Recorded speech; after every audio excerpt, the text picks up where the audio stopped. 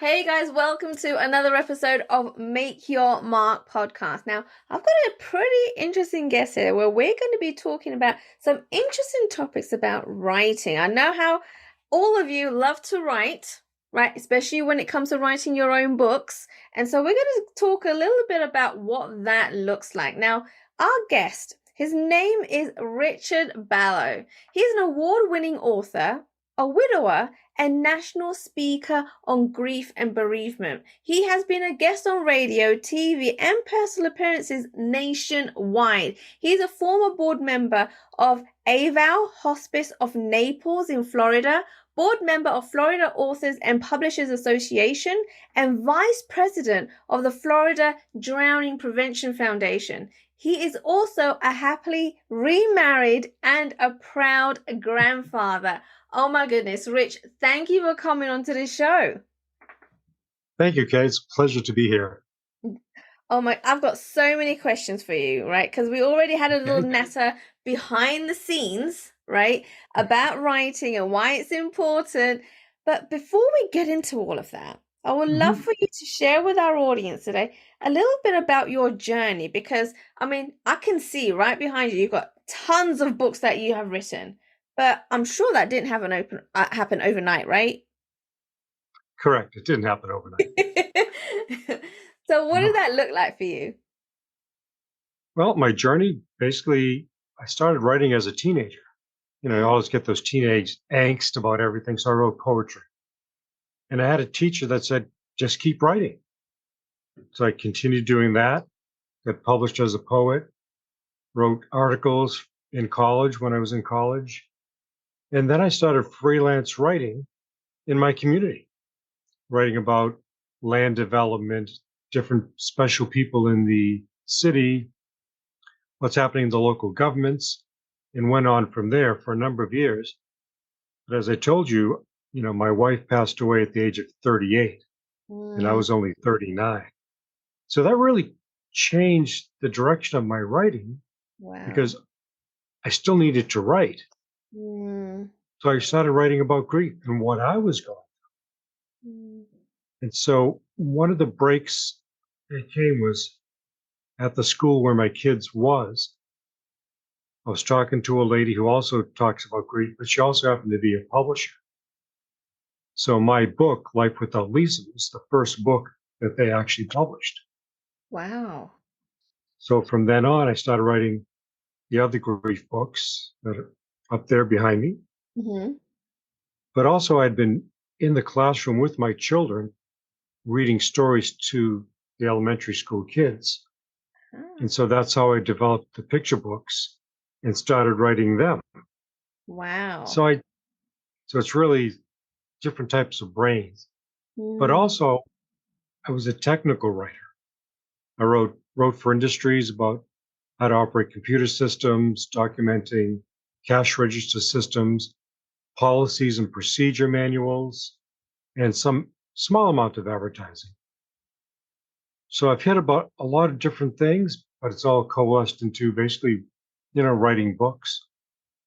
Yeah, absolutely. Like, I love that. And I love the different variety of writing that you have thought about, you've done, right? Because it's hitting different target markets, right? And so as someone that's written so many different books, actually, in fact, how many books have you written? I have 10 in print and 2 more next year. Oh my goodness. Wow. The another children's books, the continuation of the Martha and the Mouse series.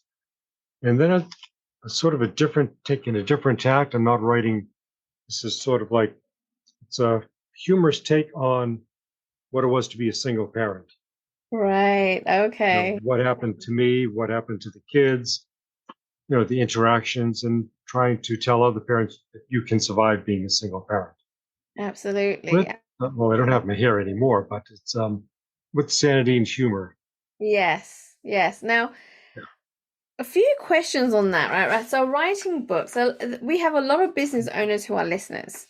And so a lot of them are like, when do I write a book? do I write it right now? I'm just starting a business, done nothing else. Should I just write a book? Is that how I get clients, right?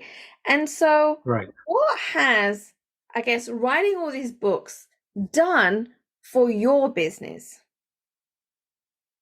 Well, it's definitely attracted more people to my business and to me.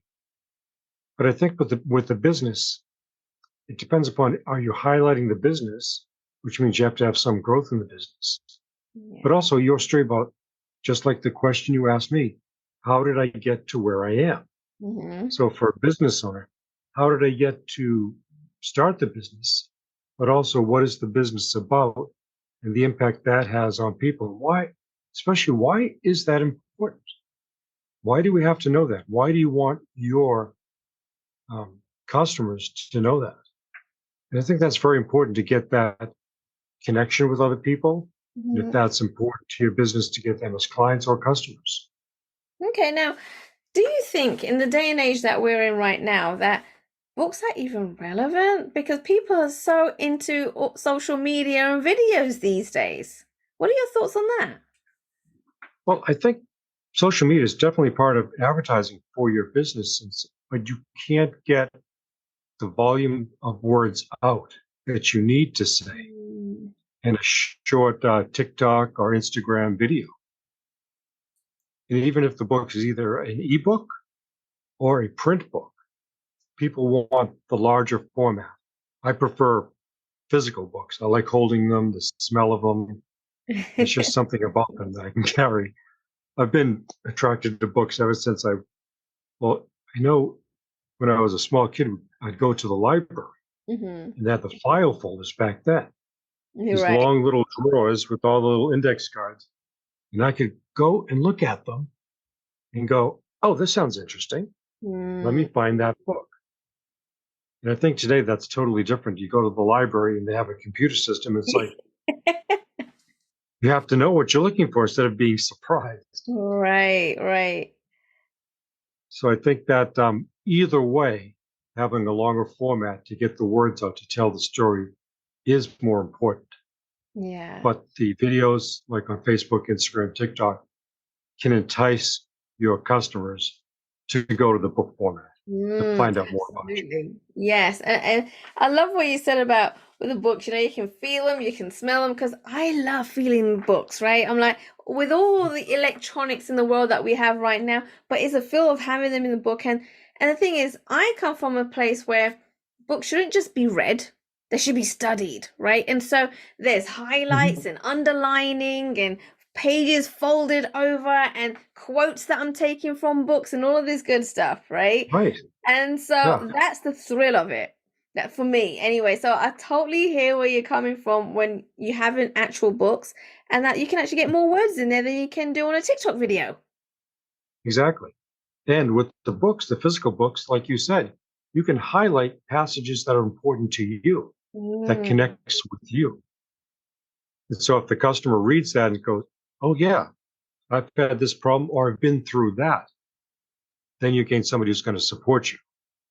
Absolutely, absolutely. Now, again, with times changing, Rich, right? Mhm. And technology growing, do you feel that Mhm. books are very necessary now when or writing a book is necessarily, or why do we even need to write when we have AI? AI machines can do it for us, right?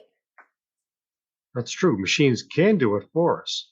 Machines can put thoughts together, words together, comprehend that. But the biggest issue missing is the heart. I write stories from my heart. A machine can't write from its heart because it doesn't have it. Mhm. Well, I guess it could write from its CPU, but yeah, that human connection, it's heart to heart. It's the emotions that we live through and experience. You can't get that with AI. You can get words, but not the heartfelt things. Yeah, so actually being able to make it more human, more relatable, right? Because that's how you're going Right, to actually get readers and potential clients coming to your business and reading your books, right, right? Now, exactly. Yeah, it is that connection. Right, absolutely. Absolutely. It's the connection. That's what people are looking for, right? Making sure that you're actually relatable. So you can either use AI to get you started, but it's not going to be the final thing that you're going to be putting out there, Right. right? I mean, I suppose you can have an AI write a book, but it's not going to be the true book of your life or what you want your customers to know. Right, right. Now, Rich, you have been writing books for a long time now. Or you've just generally Yes. been writing for a long time. What Yeah, kind of most of my have life. you seen? Right, exactly. What changes have you seen when it comes to writing? Like how it worked before and what's working right now, what's selling right now, what people need right now when it comes to books. What kind of changes have you seen? Well, I guess the biggest change is the availability to self publish and to get your work out there without, the large corporations seeing it or editing it. And I Mm. see some people making the big mistake of just, hey, my words are great, they're going out there. But I think I'm a good writer, but Right. my editors make me a better writer because Right. there's always something to correct, always something to change to make the information that I'm giving more detailed and more precise in this meeting. But in the changes, the computers have done a lot to bring word out there. It's Mm. definitely helped in advertising. Yeah. Yet, and like with the podcast, I can connect with you. I can connect with other people too. Mm-hmm. That's the biggest thing because the pre-digital age, it was all just the book itself or a newspaper or a magazine telling the story, but not connecting as we do face to face with the digital presence. Absolutely, absolutely. Now, you've probably worked with a lot of different clients as well, right? When it Correct. comes to writing books, how they should write it, and all that good stuff. What are some of the biggest mistakes that you keep seeing time and time again with your clients? I think that the type of mistakes that I see is that they have a great story. It Hmm. just needs to be sort of moved around a bit. But they say, well, my friend who's an English teacher went through it and they think it's great. Well, that's fine if you're going to an English teacher. But in publishing, the audience is much wider and they Mm. expect a different format of writing to follow the story. And as an example, one writer came in with his story, which I thought was a great story. But all his introduction material, like, was 25% of the book. And he thanked people for reading the story to tell and told them basically what happened, what the book was in one page.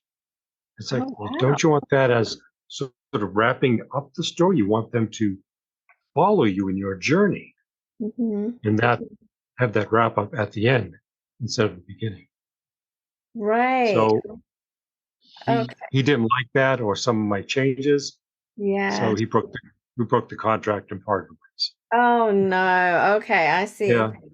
All right. So it's funny because a lot of people go to different coaches for different things, right? Because Mhm. they are the expert, but don't Right. always like hearing the advice that you have to say in order for them to be successful. Right. It can be very humbling to have an editor go through and mark up the work. I know when I was first writing, I got that and it was like, oh my God, it must be so Mm. bad. Right. But then it was like, no, they're not critiquing me as a person. They're critiquing what I've put down on paper. And that can be changed. It actually makes it better. So I had Right. to separate those two ideas. So when I talk to new writers, that's what I stress. The editors aren't attacking you as a person. They're only looking at the message you're giving and how it should be better and clearer for your customers. It Mm. just makes sense. Right. Absolutely. Especially if you want those books to sell. Why wouldn't you do what the experts advise? Right. Right?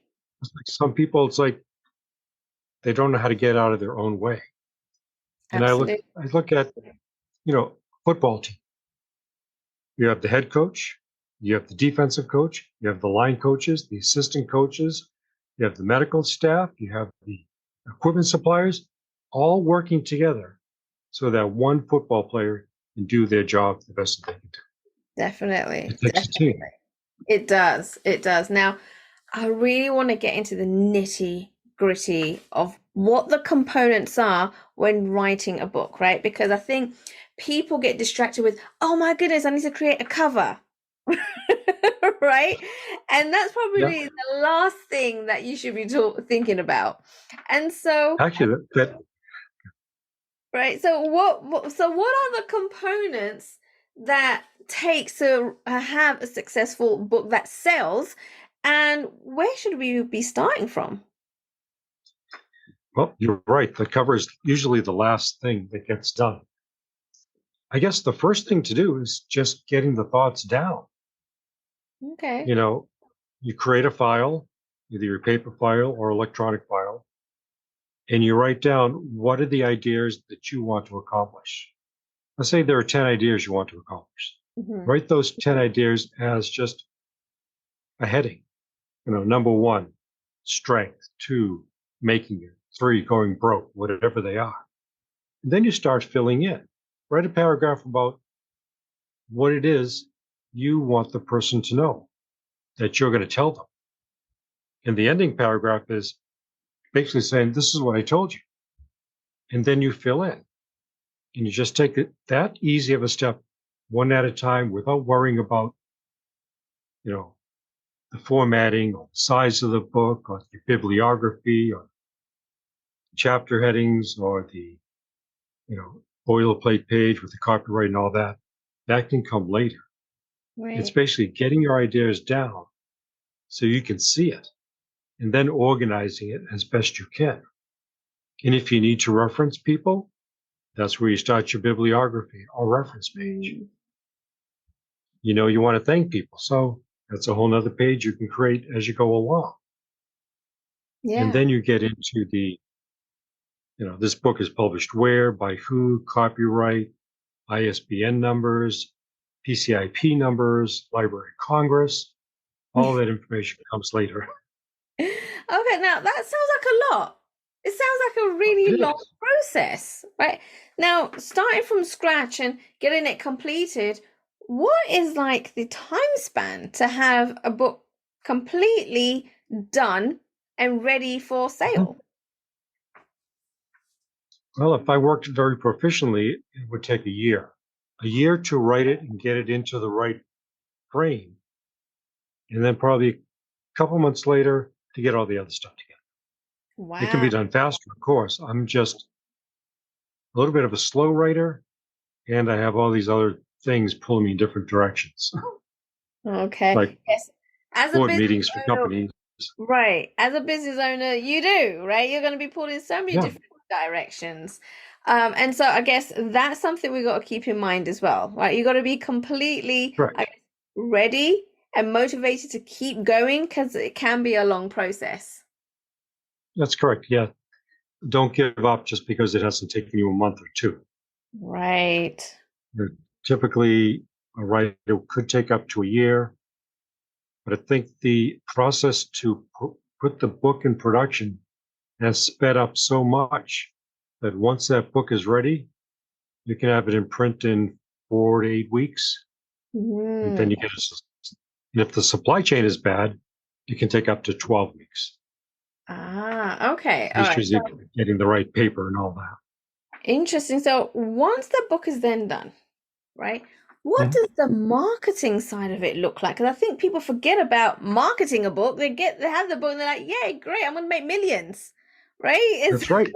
That's what I thought. and so Hasn't happened yet, but I keep working that.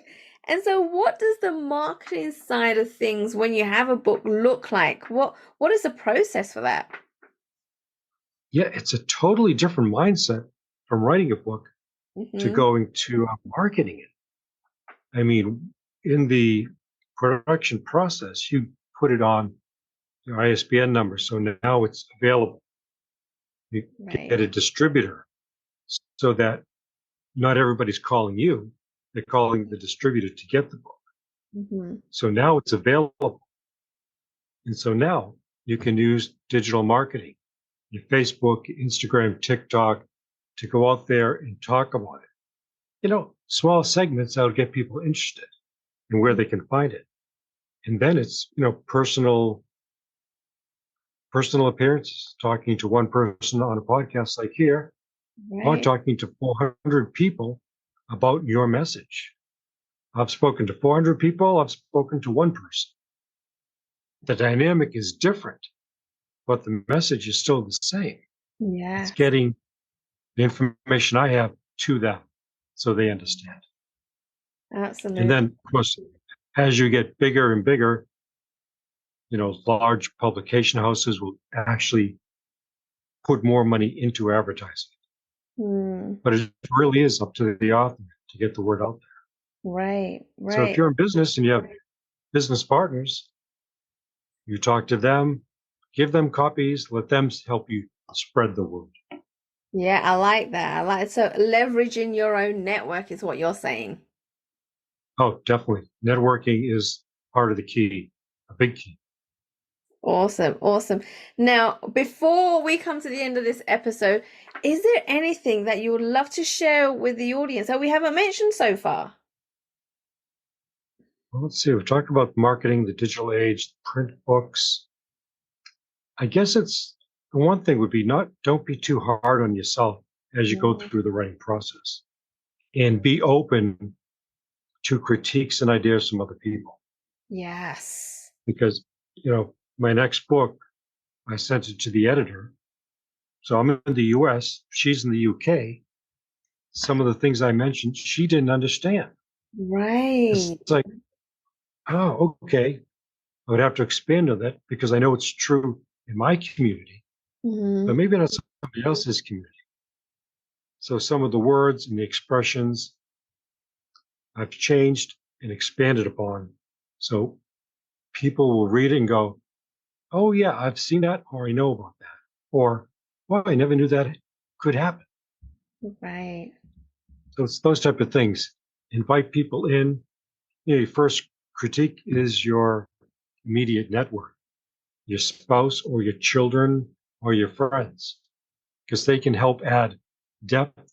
And if they know you, they get a perspective on you that somebody else does not know, and they Right. can say, "Well, what about this?" And I Ah, think that definitely helps. interesting, interesting. Yeah. Yeah, now I know the audience are probably thinking, oh, I need to speak to Rich. Like I'm thinking of creating a book and I don't know how to go about it, right? So where can they go to connect with you or even reach out to you?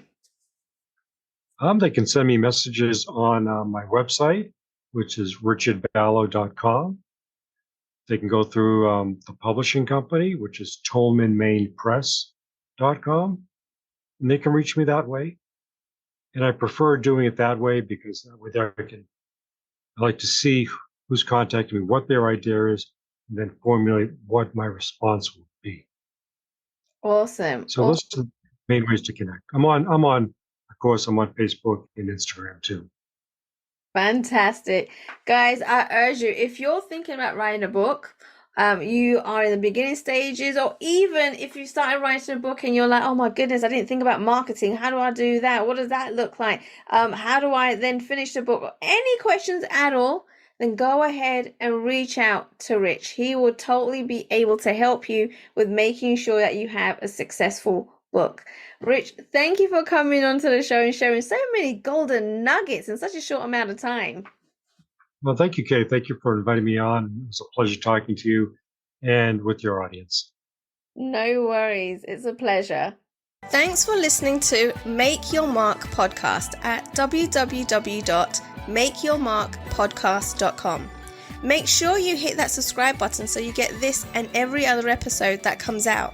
We have lots of great stuff coming, so make sure you hit subscribe so you don't miss it. And thank you in advance for all the reviews and comments. I appreciate it so much, and I look forward to serving you in next week's episode.